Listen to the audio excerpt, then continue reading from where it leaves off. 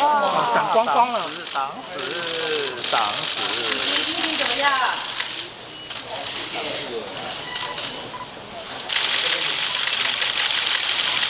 你会紧张吗？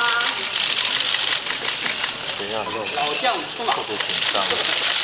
谢谢。我担心这边有慌张。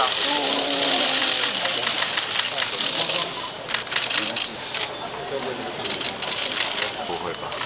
不会了。队长心情怎么样？会紧张吗？开心。这边高吗？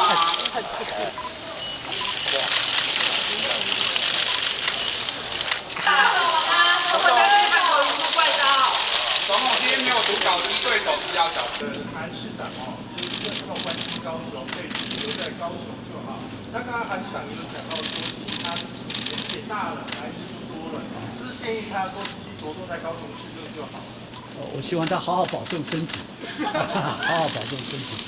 台湾的人，坦白讲，每个人都有参政的权利，但是台湾不要被世界逐渐的把我们边缘化，我们要好好的努力。今天要选的不是只会开空头支票、只会讲不会做，找一个会做、有执行力、有领导力的人，重新找回我们台湾人的自信和骄傲。谢谢大家，再次谢谢。我不会帮自己打分数，我觉得这样的不太好。但是这场政见发表会之后，我比较觉得遗憾的，对于蔡英文总统有2点。第一，他始终没有喊出中华民国万岁，或者台湾独立万岁。我觉得这一点，他没有把整个中华民国台澎金马，为了要带领2300万人往哪一个方向讲清楚，这一点我是非常遗憾。他是有喊中华民国万岁啊，哈。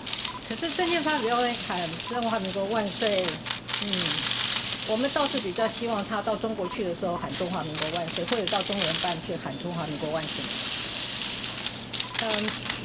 打分数啊，打分数不用了吧？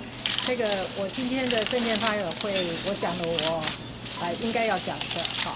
那我把我们对很多事情的政见，还有很多事情的做法，都清楚的说明。